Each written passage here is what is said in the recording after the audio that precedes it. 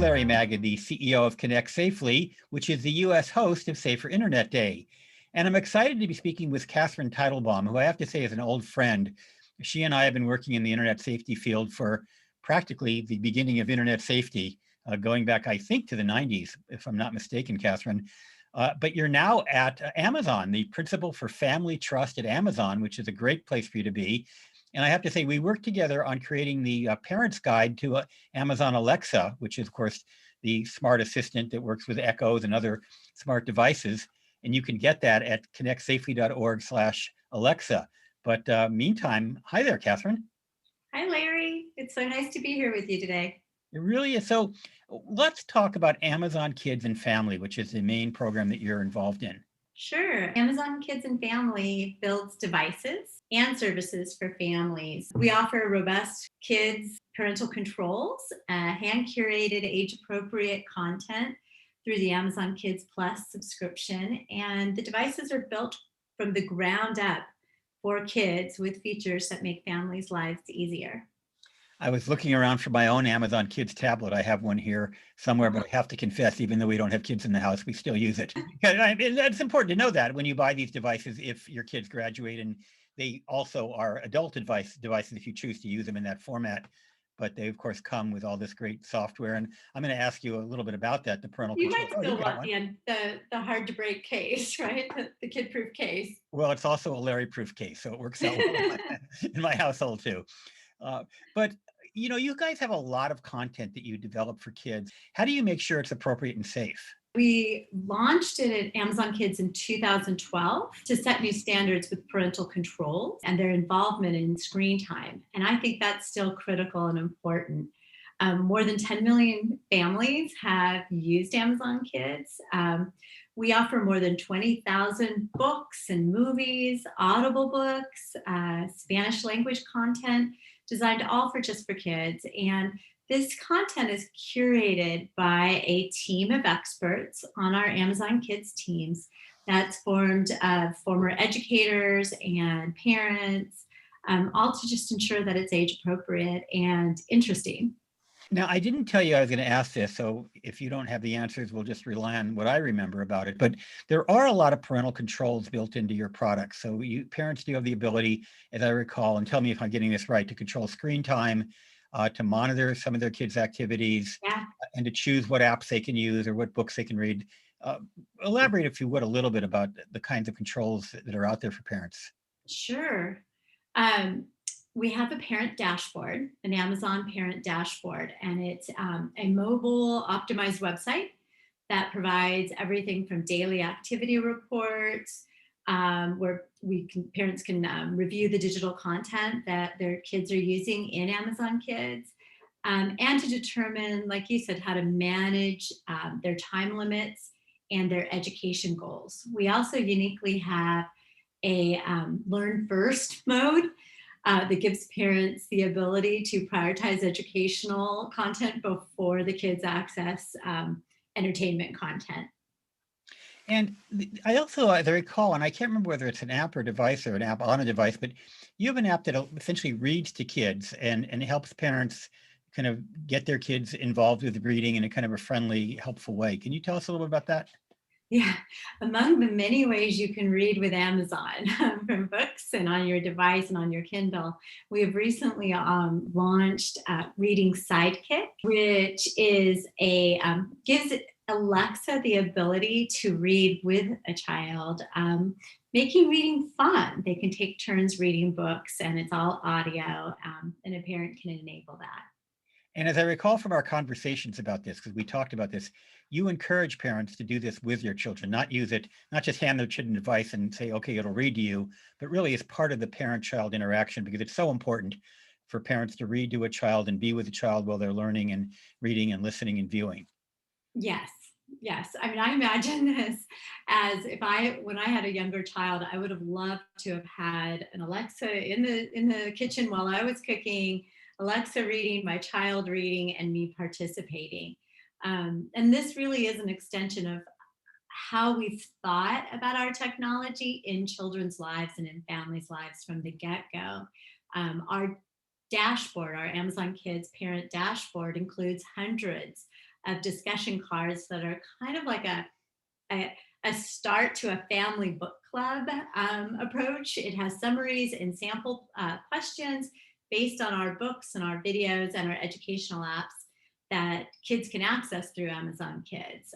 They also provide ideas on how to connect an online experience with a real world activity, such as like volunteer at the local animal shelter after you've read a book about animals. That's so important. So we're trying to get sort of digital and physical worlds combined, and Yeah. not simply stand there and sit there and just stare at screens all day, but encourage people to go out and do things whenever possible, in addition to staring at screens, which we It's want to keep not them. how much time you're spending on the screen, but how you're using that time that you are on the screen, And right? that's especially true today. I mean, one of the things about the pandemic is that, unfortunately, the screen is sometimes the only way we can interact with family, friends, learn, work.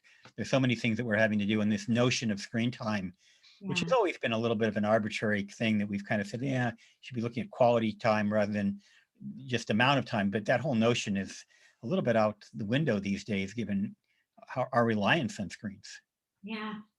I remember even before I met you, I was a classroom teacher, and kind of an aha moment for me was witnessing how, when I was using technology in my classroom, kids who were limited to like a point of view of your teacher, right or wrong, or what books we had in our library, all of a sudden had almost unlimited access to people and ideas beyond our classroom walls, but beyond our community walls even. And I just was I was so thrilled by the curiosity and creativity that sparked. Hmm. It was delightful to sit back and watch them run with an idea or dig into a passion area of, like, dinosaurs, or for others, is every book by a specific author. So, this is really only possible, especially with younger children, if you have a resource such as Amazon Kids that has, all the books and the videos, all the content, even the radio stations have been curated. Yeah. And therefore, you can give your kids more freedom. The kids can have that ability to explore. No, you're so right. I mean, you really have to be very careful if you simply hand your kid a browser and say, go have some fun, because they can sort of stumble into places where they shouldn't be. And it's not just stuff that's going to harm them. It's also stuff that's going to bore them, that just isn't Yeah. age appropriate, or just isn't decent quality. I mean, let's face it, on the internet, it ranges from the top of the line to junk. And to have a kind of a curated spot where you're not only looking for stuff that's appropriate and safe, but I presume higher quality than And random compelling. is Yeah, so important. appropriate, safe, and compelling. Our role in the community and our relationship that we have, with trusted relationship with families, it's the most important thing to our team. And every day we are asking those tough questions and looking to ourselves to make those decisions, even as we continue to innovate.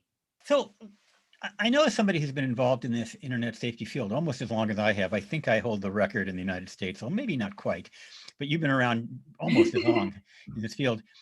I want to talk about digital citizenship and how you view it and how Amazon approaches it, and how it might even be somewhat different or evolved over the work that you've done in some of your previous jobs.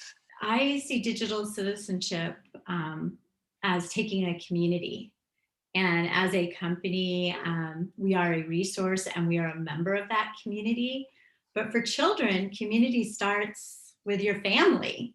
It starts at home, it starts with your school community, your neighborhood. Um, we take our part really seriously, in investing in building this large and diverse catalog of content that kids will love. Grown-ups are involved from the start with the setup of their device, or their app, through using our parental controls to customize the content that their children experience. So, Catherine, in addition to the work you're doing at Amazon and have done really for the last many years in the internet safety field, you're also a parent of a 14-year-old boy. And I'm very curious as to how you've approached issues with parental controls and just your relationship with your son when it comes to his use and your family's use of online technology. Well, it's humbling. After this many years doing this work, you would expect that I'd be the most knowledgeable person in the house. And is increasingly that's not always true. Um, but more to the point of your question, I believe strongly that safety is personal. And as a parent or anyone caring for a child, you need to know and recognize your child where they are. And like any other area of parenting, kind of be adaptable over time. So, he started out with a very controlled environment. I used parental controls. I checked everything. I was very involved in his online world and content curation. But as he has gotten older, we have had conversations and he's earned trust and he's had progressively more freedoms. It's really important, I believe, for parents to understand that this is another area that we can't just walk away and think the experts have it. We need to stay involved. The upside of that is it's delightful to learn what they are interested in. I discovered new content that I would not have stumbled upon. That's been fun. It's interesting. We had a similar approach with our children, and especially I also have a son. He's older now. We no longer have parental controls because You grown up. can But try. but we had to, and back then it was kind of binary. For example, he was on AOL, so there was AOL Kids or not AOL Kids, and it turned out that AOL Kids at the time was blocking some music sites that he wanted to go to. So we had a choice: either we provide tools or we don't. And now with Amazon and all of the leading parental control tools, there's a nuance. You can really fine tune them for your child. And I absolutely agree with you. As a child gets older, in about 4 years, your kid's going to leave the house probably, or we hope, college or wherever he chooses to go, and mom and dad won't be there. So it's great, at least not be there to control his internet. And so it's great that he's learning that filter that runs between his ears that will last him for life. I hope so. We are raising digital literate adults, future digital literate adults, not children forever. Catherine, there's been a growing call for companies to address the issue of diversity, whether that's around gender or race, ethnicity, sexual orientation, and other areas. And I'm wondering how Amazon Kids is approaching that. It's important for us at Amazon Kids that all of our audience can see themselves represented in the content that we offer, whether it's a book or a video or even a radio station. So, for example, we have categories of content that are people who are change makers, and you can see a wide diversity of people who have somehow improved the world around them, whether it was through civic engagement or science or sports. And we have an entire category of content that's appropriate for kids ages 3 through 12 um, that spans interests. We have books such as Hair Like Mine by Letitia Perry. We have videos including Doc McStuffins, which is a Disney cartoon with a Black female protagonist. We have the Onyx Family, and we even have an iHeart radio station that is curated to feature all Black artists. Well, Catherine, I want to thank you very much for taking the time. We really appreciate the work you do and the support you guys have for Connect Safely. Catherine Teitelbaum, the principal for Family Trust at Amazon Kids. Thanks again. Thank you, Larry.